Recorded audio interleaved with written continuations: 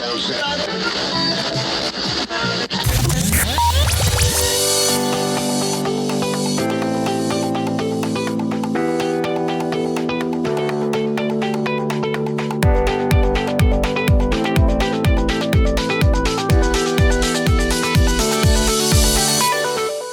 is the Persons of Interest podcast, diving into careers, personal stories, life lessons, and more, featuring interviews with interesting people doing interesting things.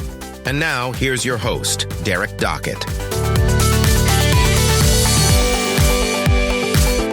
Persons of Interest podcast back for another edition. And in this episode, talking to someone I've never met before, but I think we've got something completely in common based on a little bit of research of his own podcast. So it's podcaster to podcaster here in this episode of Persons of Interest. So I'm proud and excited to bring on Chris Schnabel, Schnabel Studios. He's got his own podcast titled Mad Props.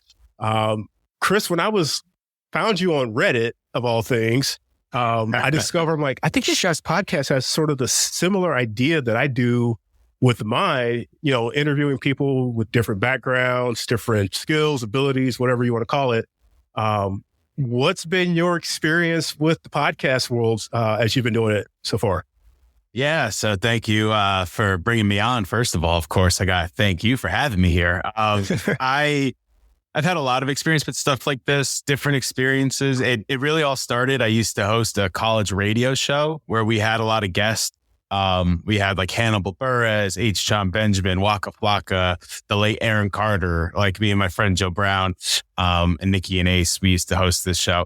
And I really enjoyed like that getting to know these people and getting to share their stories and stuff like that. So in 2020, I started what at the time was called Offstage Radio, which is now called Mad Props.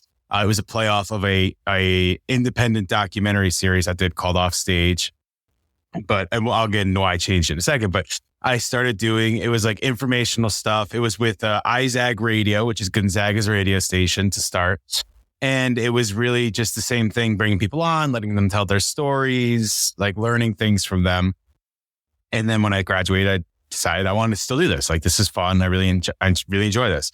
The name change came with a change of how we kind of did the podcast. We do it more like how you say you like to do it, where it's very conversational and very much like things come up organically. Before it wasn't. It was very, very, very much question, answer, learning the things that you already have written down. And I just didn't like the flow of it. So I changed it. And I was told, I'm a New Yorker, New York hat. I'm not living in New York right now, but I'm from New York and all that. And I had an episode once where I decided I want to change it, where we kind of can learn some new stuff. Like we can learn something new. Like let's dig and find something new. And one of the guests came on and I brought something up and it was just completely like, they never talked about this on an interview before. And they said, I got to give you props. And I was like, mad props. Like it's a New York slang. It's a perfect name. I was looking for a new name and it just kind of came to me. So that was where Mad Props came from. Nice. And we kind of have these casual conversations like you talk about, but I like to listen to podcasts, read interviews. I do like a ton of research into it to kind of find what have they talked about on podcasts. And then when they come on my podcast, I try to talk about something completely different. Okay. Like not at all what's been talked about. I don't want you to be able to find this stuff anywhere. For someone like me, for you, it'd be easy because I don't have anything. You can talk about whatever you want. Nobody knows who I am. But like when I've had, and you've talked off the show or off the air, you talked about how you had radio people on. Like I've had Alan Hahn on before, who's on the radio every single day in New York on ESPN New York on the Bart and Hahn show. So like it's hard to find something that nobody knows about Alan Hahn because he's on every single day. But so that's kind of what we do now. We do our research and try to either talk more about people that they don't know too much about, or if it's somebody you do know a lot about, like a celebrity guest, then we want to talk about things that they've never talked about. So I'm super envious because it's obviously you've got a lot of thought. Mine started as just like this, offhanded idea that I wanted to share a story with someone that, hey, everyone's got a different path. They do different stuff. kind of thing. And, you don't have to know what you want to be. You can be 35 years old, still trying to figure out what you want to be when you grow up, quote unquote. But A, so many different unique people. B, you're really good at promoting your podcast too. It's like I found your Instagram, Twitter, like YouTube, and I sort of tiptoe around mine. And I'll admit, mine's just really a hobby, and I just sort of do it, quote unquote, for fun. But I like doing it, and maybe at some point I'll get a little bit more serious about it. But you seem to sort of like seriously go at it and do what you can to get views and listens and things like that. What's been sort of the idea? What's the process, I guess, of getting your podcast out there so that you can get the most listens, views, downloads possible? Yeah. So, I mean, we're trying everything we can. I have worked a lot in social media. I work in social media now. I worked in a lot of sports social media for different teams and stuff like that. So I have a little bit of experience there, which helps with this stuff. I mean, you can kind of see it when you go.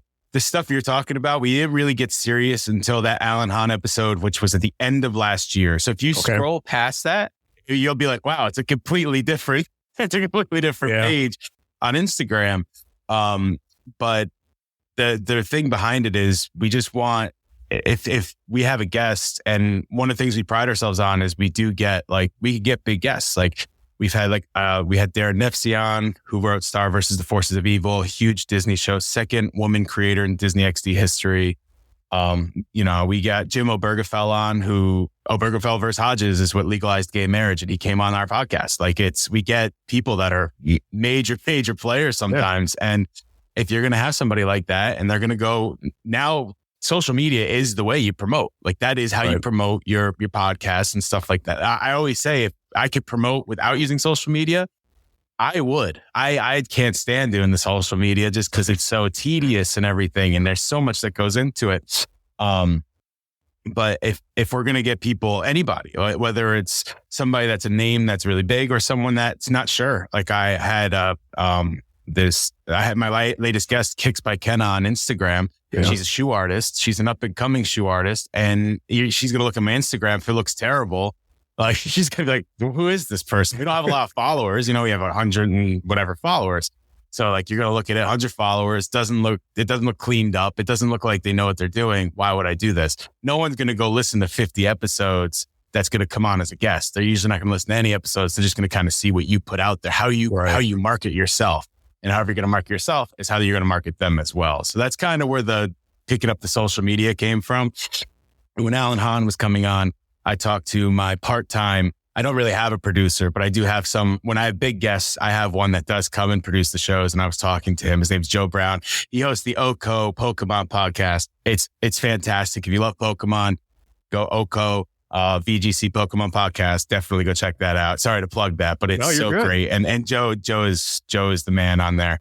But when I was talking to him, he's like, we got to make sure like you promote this right. Like this has to be something you promote right, because Alan Hahn is a big name in New York and he's a big name in basketball. So people are going to be drawn back to it. So that's kind of where all that came from, of starting all that up. What's your process of getting guests? So I sort of have this thing where I don't say I hate bothering people, but sometimes I'm like, I just can't resist. Like, man, I would love to talk to you about what you do and let you tell your story. You mentioned you've got some, like I was going through even some of your older episodes before it was, before you changed the name. And I mean, you've got some names that I've recognized in there. And I'm like, this guy's had some like legit people on. Which ones do you recognize? I'm curious. I'm curious to know who you recognize on there. And I'm going to go back. So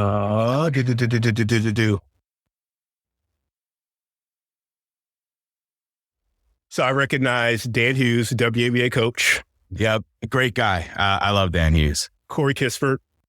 Yep. Former Zag. So I actually got Corey Kispert because I went to Gonzaga for grad school and I was there. My first year of grad school was the year he got drafted. I was able to get him. I had a couple baseball players like Alec Jacob, great dude. Brett Harris, great dude. They were both baseball players that came on. Sarah Penner, Ernie Yake, all the Gonzaga people came up. And Rob Sacre is on there as well. Gonzaga guy. Like I had a connection because he actually did the same grad program after he retired. Yeah. So like I was able to connect that way. So a lot of those zags. And here's a 5 degrees from Kevin Bacon from you. I went to college at Missouri State University, and you've had football coach Dave Steckel on, who was a football coach, and he was for a handful of years to coach at Missouri State. So I was kind of like, wow, this guy's had like some people on, and I'm like, what's his process? You just reaching out, shooting your shot. I saw when the big Elmo tweet that went viral the other day. You even went in that one and said, "Come on the pod, Elmo." Yeah, I mean, that was more of a sarcastic one. But I mean, you shoot your shot. If he replied and said, "I'm coming on," 100%, I'll spend an hour with Elmo. No doubt. It really depends. There's so many different ways that you can get guests. The shoot your shot thing, absolutely. Like the ones I talked about when I was in college, I mean, Waka Flocka, Hannibal Buress, H. John Benjamin, those just emailed their agents, and some of them say yes. I mean, Joe and I would email, we used to email Tom Hanks' agent and get a no. Really? But we would, why not? You never know. Right. But you don't know unless you know, right? Yeah. You don't know unless you know. So if you could do the research and find a lot of the time, the research is right in front of you. It's just people don't realize it. Like you can find it right on Twitter. They'll put it in their bio. That's somebody that probably will accept an interview because that's their business email. They're saying for business, go to this, and they're probably going to do that. And some of them are just connections I've made along the way, working in sports, working in entertainment, working with musicians and stuff like that. So for the bigger names, I was probably shoot your shot. There's a lot of them on there.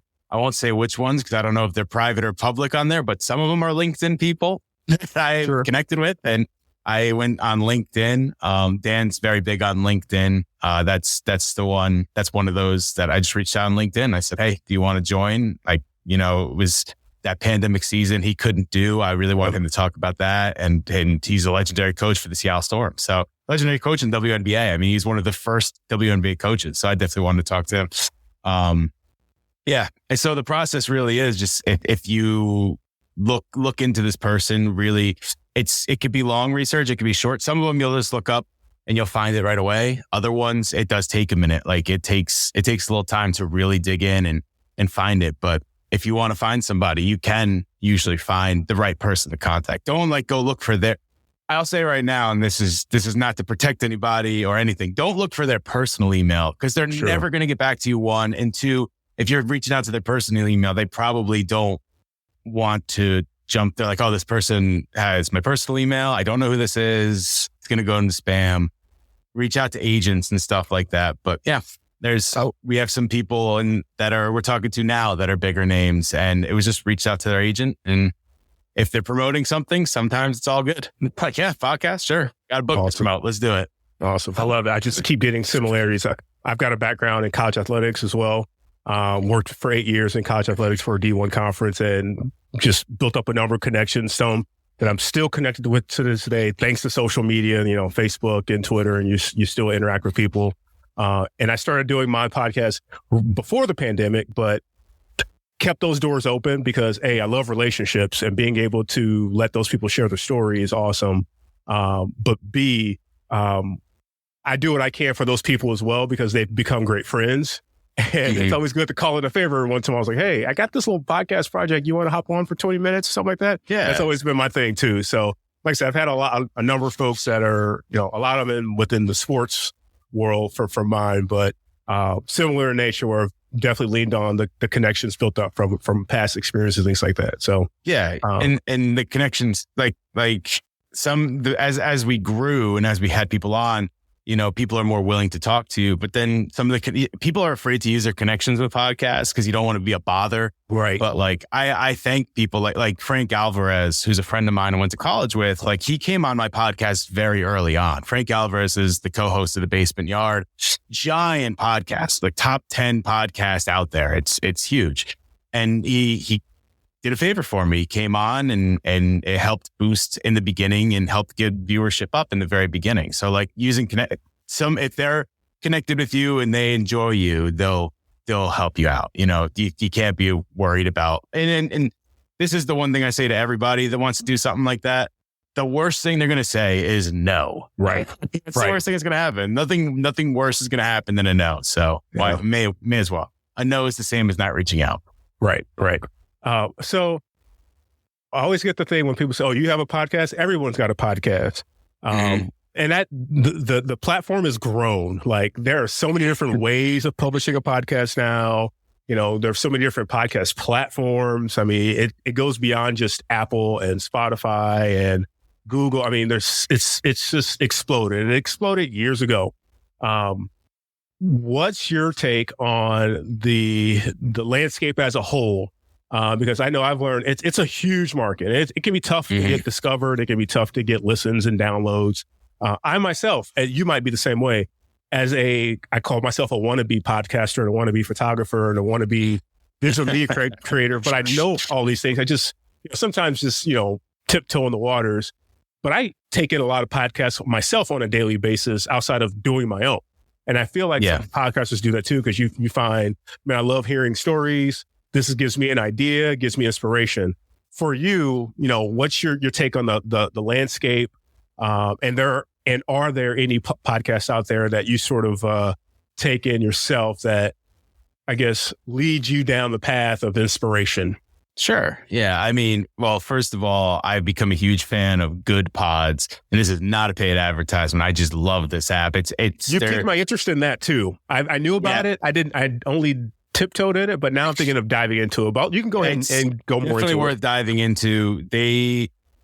It's still up and coming, but it's got like such great features. It has a lot of ways to discover new podcasts, and for indie podcasts, it's just been great. I mean, getting onto like people curate these different lists and they publish it to all their followers. And if you publish a list, they put it on their followers, tag you in it, all that stuff. And they've just been really great. And we've gotten a lot of support on there. And I mean, we just started really posting about it. Didn't really hear about it until I didn't really see, this is where my biggest mistake in podcasting has been. I didn't really do Twitter for a long time, or X, or whatever you want to call it. I just never was really great with the format and stuff like that. And then I was talking to a friend and they're like, listen, if you really, really want to take this serious, you have to just do Twitter. Like Instagram, yeah, you want to make it nice. YouTube, obviously that's where you're going to post all that, but you have to do Twitter. That's where, if you want to get seen, you're going to get seen doing Twitter. So I started boosting up my Twitter. And like you said, you saw the Twitter and you see all the stuff I'm doing on there. And it's because of that information of you got to boost your, So, but they followed me on Twitter and they told me to create a list, and I created a list and I checked out the app. And next thing you know, like we're getting listens on all our episodes from all these random people because we're just getting discovered so fast. And it's just been a really great app, and it's super easy to control, and they're updating it all the time. So I just started using it beginning of January, and they've already had 3 updates or something like that. So definitely a great app there to discover stuff. But podcast, so I'm very picky when it comes to podcasts, extremely picky. I don't just sit down and listen to podcasts. I usually, like when I'm running or if I'm shooting around a basketball, 2 very important things to me, basketball and running. You got something else in common podcasts. There. Yeah. Basketball became big to me. Okay, we can get into that. So let's stay with the pod. I'll go on all these tangents if I don't stay on one track. So I'm very picky with podcasts. It really has to be something that draws me in very quickly. It has to be something that can keep my entertainment and stuff like that. And just because I don't listen to certain podcasts doesn't necessarily mean I don't think they're good. Sure. Like I've listened to podcasts that I don't listen to regularly, but I do think they're good. They're well done and stuff like that. I just have a very, very short attention span. I'm not good I can't sit down for a long period of time. I don't watch movies because I just can't. I can't sit for a long period of time. I love Nintendo, but video games, if it's over 25 minutes, can't do it. I can't sit. So that's where, and so the reason it needs to really draw me in is because when you're running, you're trying to get out of your own mind, right? Like you need to clear your head. So you're not sitting there like, I'm running right now. Like this stinks. Like, so I'm very picky. I do listen, like I said, the Oko Pokemon podcast, just because Joe Brown and Sierra Dawn are just so knowledgeable. They're both VGC broadcasters for Pokemon, and they're just so knowledgeable. They bring on these great Pokemon guests. And I've always, every time I talk to Joe, all I'm trying to do is learn more about Pokemon and the deeper insides of Pokemon. So the VGC podcast is something I do listen to a lot.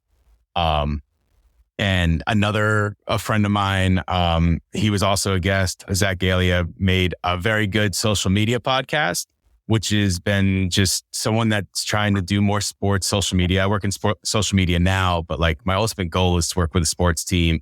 And he works for the sports team currently, and he only brings on like the director of social media for like the Buffalo Bills. Sure. Or he just brought on the president of Slate, the sports company Slate, and all this other stuff. He's great. I love Zach. We've really grown a good connection since meeting and connecting and coming on the podcast and stuff like that. And he does a really, really good job. Just started out and he's doing a really good job. He's always looking for everyone's feedback. He doesn't take feedback and go like, oh, well, who are you to give me this? Like he's a sponge, and his podcast is really great. So that's called Very Good Social Media. Some bigger ones I listen to. I love the Bill Simmons podcast. I think he does a really great job with his guests. I love his segments. He does great football and basketball coverage. Obviously, basketball coverage. The basketball guy. And I do love Cousin Sal during basketball season. So I do love the Bill Simmons podcast. And I love the Midnight Boys on Ringerverse would be my other big one that I listen to. That is, the Ringerverse is also a Simmons thing, but it's a fandom podcast. And it has Van Lathan and Charles Holmes, and it's just so entertaining. They really do a great job of breaking stuff down, but also like the different ideas they'll have when they're not breaking stuff down, like different lists, different drafts.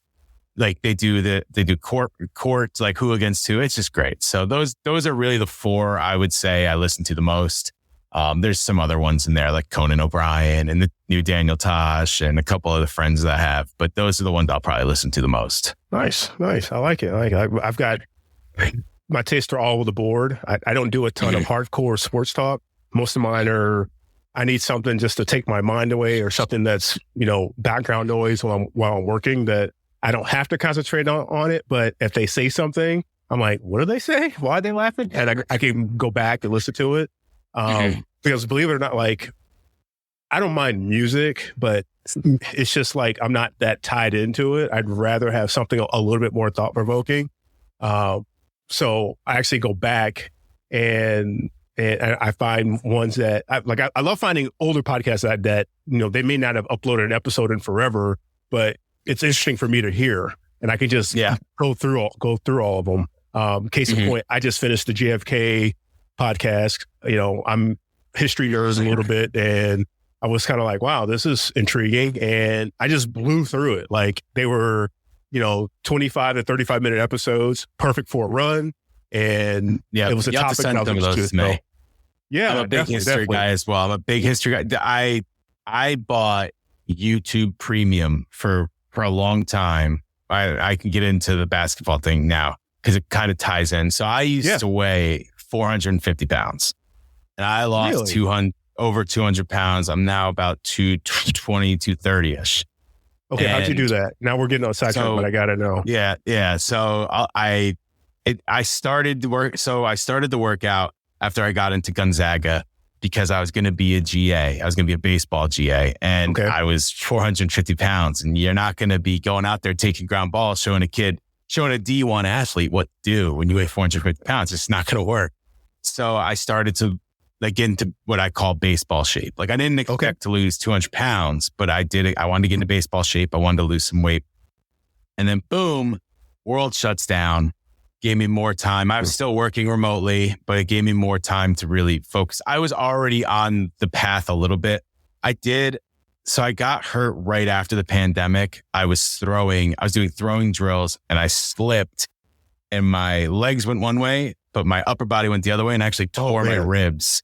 And I was out for 2 or 3 months. I was like right after the pandemic started and I came back. I always say June 11th, 2020 is when I started my weight loss journey, because even though I started in like January, I had that huge break in between where it probably just evened out all the stuff I was doing. But I worked out a ton. I still worked at the time. So I would get up very early in the morning, work out, like heavy lifting and stuff like that, eat breakfast, then do a little of the workout, work out in the middle of the day, baseball drills at night, and then work out at night. It was a lot. It was just, there was nothing to do during the pandemic. And I did a different podcast. It was not that Mad Props. It was actually called Sketching Up, which we still do today. It's like a fandom podcast. It's all the stuff in the background here. That's what we talk about. Everything in the background here is what's on Sketching Up. That we started that right. I think it was like the first day of January, 2020. So I was doing that and I was working out, and I didn't run yet. I didn't play basketball yet. When I got to Spokane, Washington for Gonzaga is when I started doing that. I got really into basketball because I was in Gonzaga. So like everyone's always playing basketball. All my friends played basketball. I played with them. That really got me into basketball. And then running, I started by just running in place. I didn't run anywhere. I ran in place because I just couldn't do it. I couldn't run. So it started with running in place for like a minute, and then running in place for 5 minutes, and then running in place for 10, then running in place for 15, running in place for 20 minutes straight.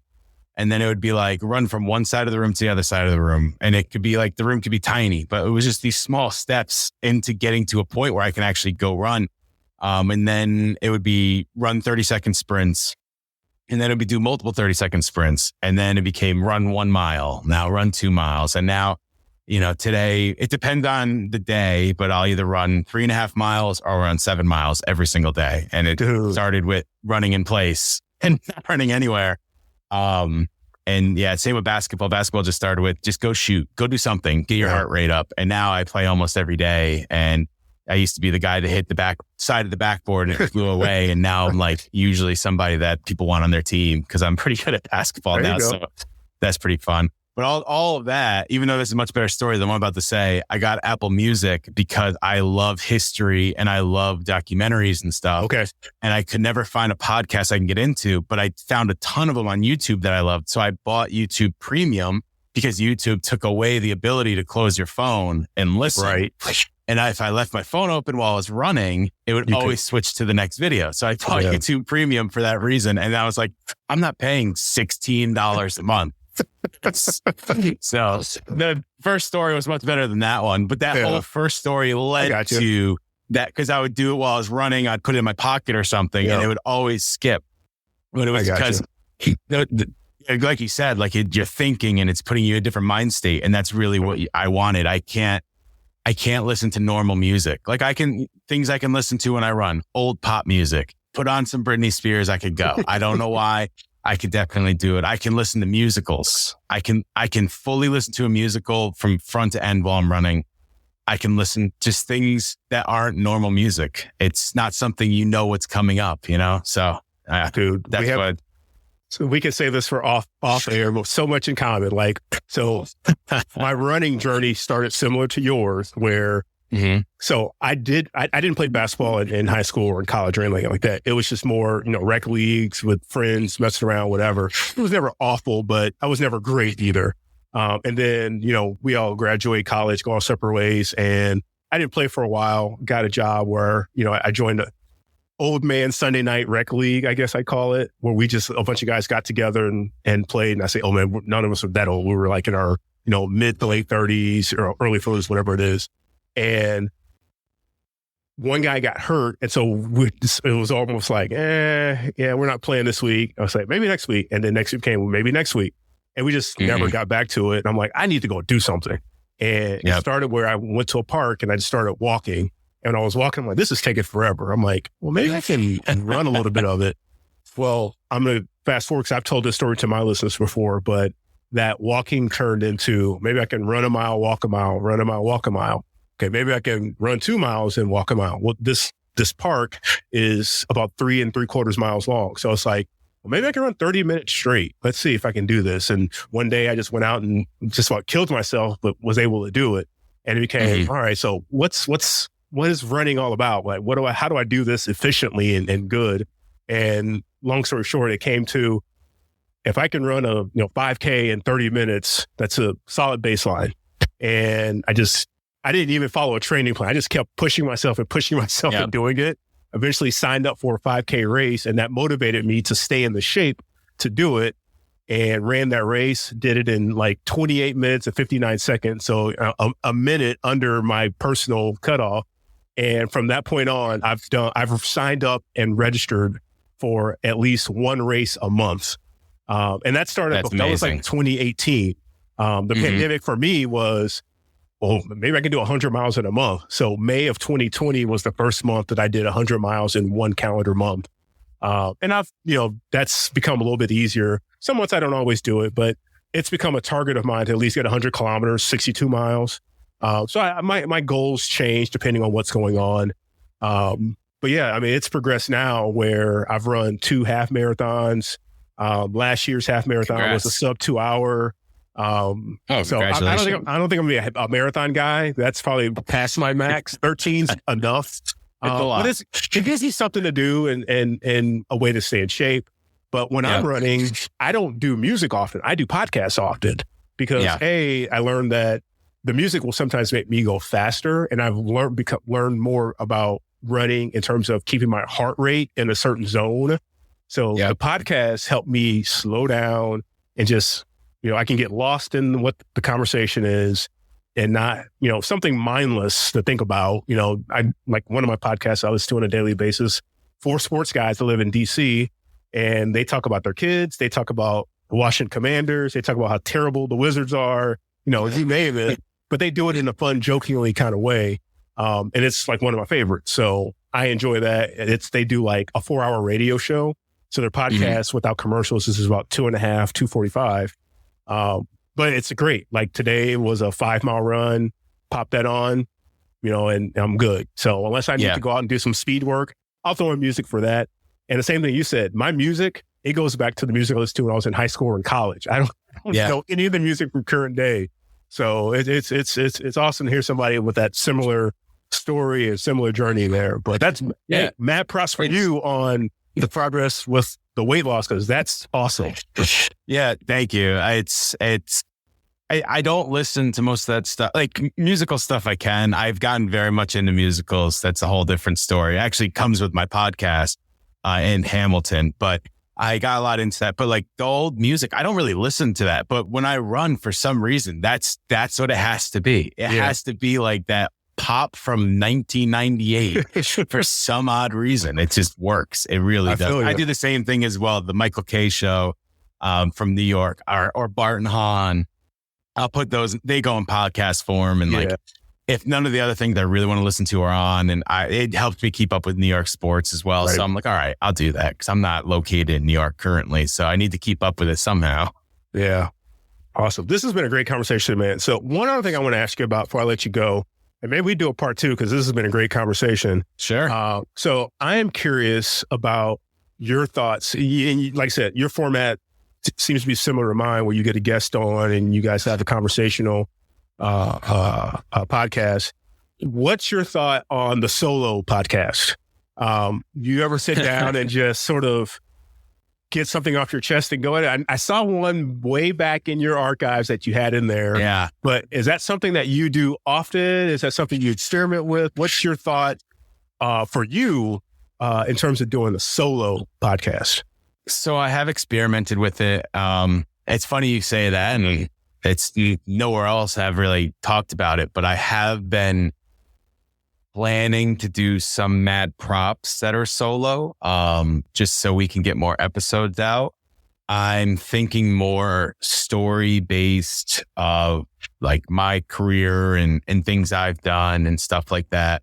Like I have some great stories from working the 2021 US Open. Okay. That I just don't have out there really. I haven't really like told anyone or put them on my podcast. There've been a couple that have here and there from podcasts I've joined and stuff like that, but none that have really, like, I have a great one with Sinair, who just won the Australian Open, for people that don't really follow tennis, where if you've ever been to the US Open, the courts, you have to 2 stadiums, Louis Armstrong and Billie Jean King Stadium.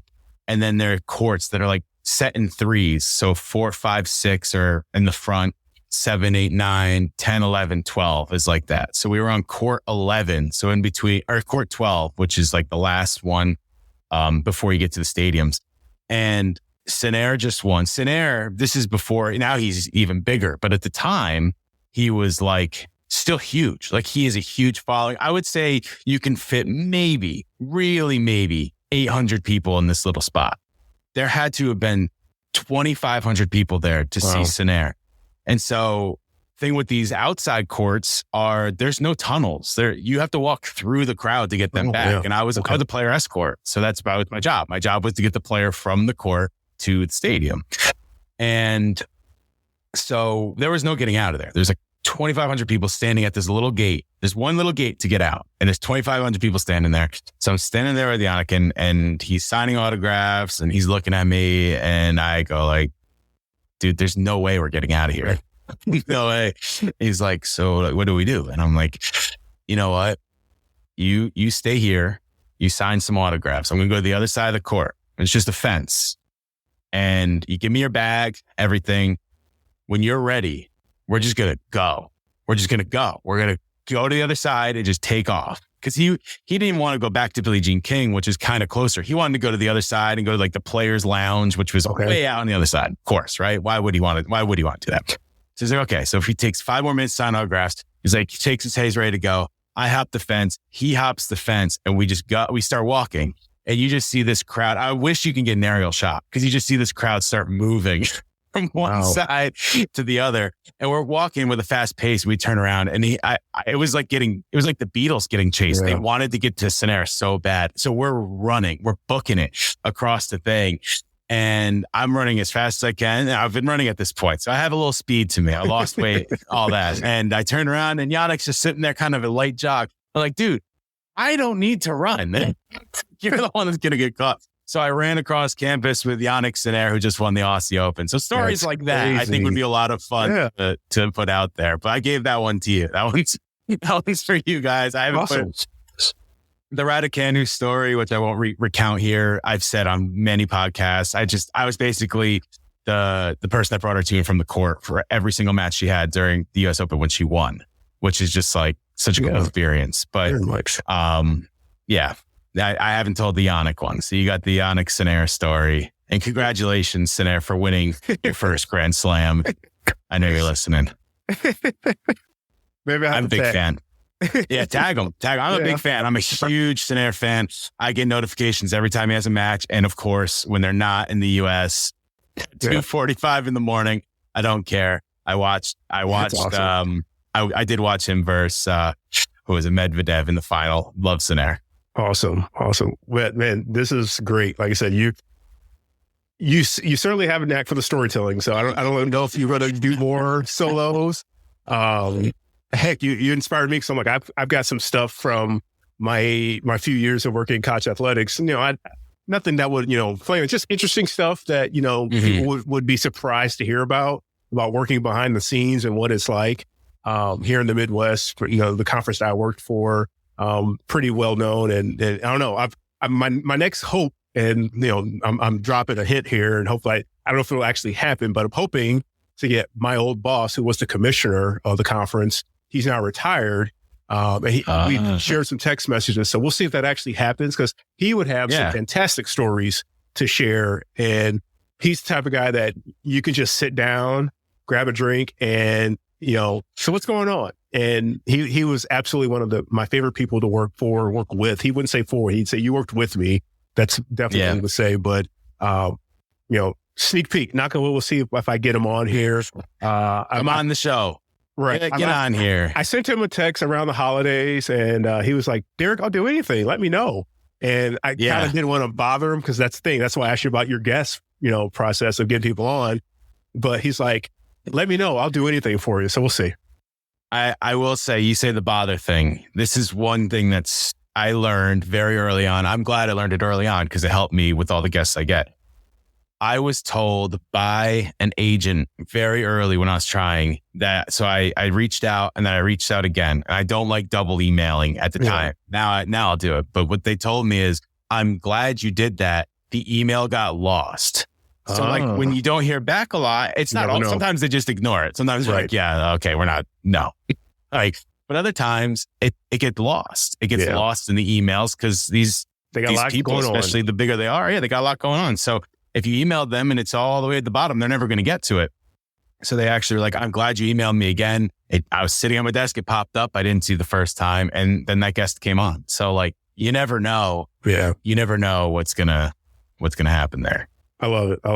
I didn't even get to ask you any questions. I had questions for you, but I know you want to Go for it. So how, you kind of told how you started. How do you get guests? How did you start getting guests? So it started because I was wanting to tell specific stories, and I just knew people that I wanted to reach out because they had unique backgrounds, and I had no problem reaching out to my first. If folks went back to my early podcast, these are people that I just had great relationships with, and either from the industry, college athletics, or people that were student athletes when I was working in college athletics, and they've now moved on, they graduated, and I'm still in touch with them via social media or Facebook.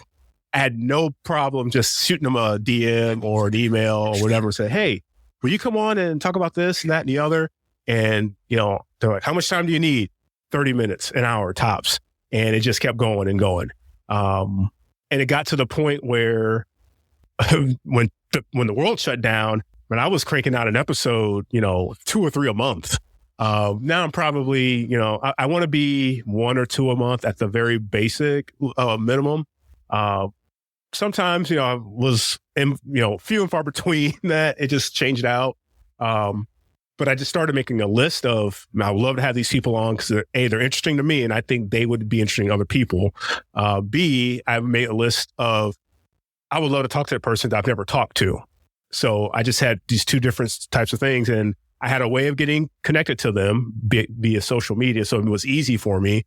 And I thought they would do it. I didn't have anyone that was crazy, significant, superstar or whatever, but I just wanted run of the mill, tell me how you got to where you are in life. Cause we all have had different paths and we all went about our different way.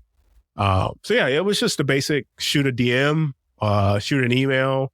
Do you have time? Yada, yada, yada. Sometimes it was people that I worked with face to face, sit down and over a cup of coffee. And I'm not a coffee drinker, but I grab a hot chocolate and we just chat.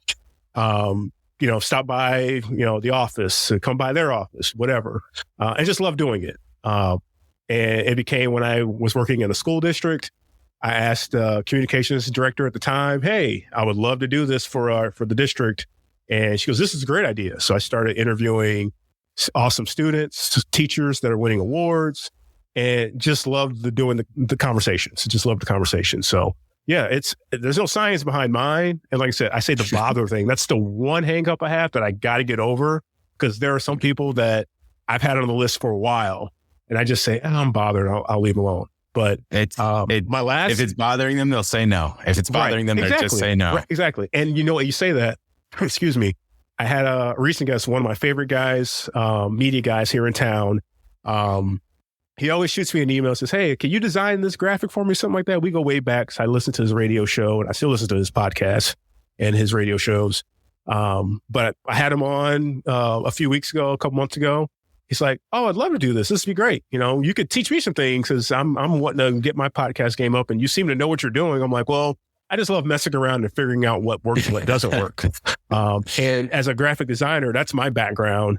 That's my college background, I should say, because I love dabbling in all types of digital content and digital media. Mm-hmm. I can find a way to make it look good at least. And then if I can tweak it to make it sound good, I can figure it out. Because the one thing I know is that if you can present it well, folks will take the time to listen. So when I learned the ins and outs of podcasting was, man, the audio's got to be on point. Otherwise, they will turn it off. Then I learned how to do some short clips and then make a quick demo or preview video. All those types of things sort of helped me take it off to the next level. So, I've got no science of the guests getting. Like I said, I just got to get over the quote unquote, I'm bothering them. Yeah, that's always the thing. Whenever I talk to somebody about like, because that question I do get not on podcasts, but off air. I do get like, how do you get your guests? Like, because you'll see some people that you're like, oh, you probably got them because you know them, but there's other people you're like, how the hell did you get Jim Obergefell? Right. How did you get Jim Obergefell? How did you get there and everything?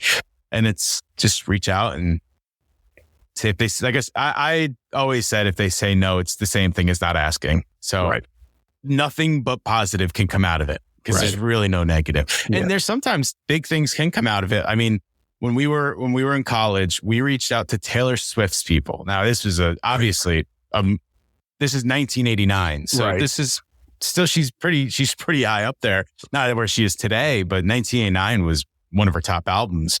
And we reached out, and obviously she said no, but they sent us stuff to give away on our show. Like, and so one episode of our show, which it's unfortunate we don't have any recordings of our show back then. It just didn't happen that way. But one of the episodes, we decided to calculate how much stuff they gave us. So we went on the website and we went through every piece of gear that they handed us and found the price on the website. And it was like $3,000 worth of stuff. Really? Yeah.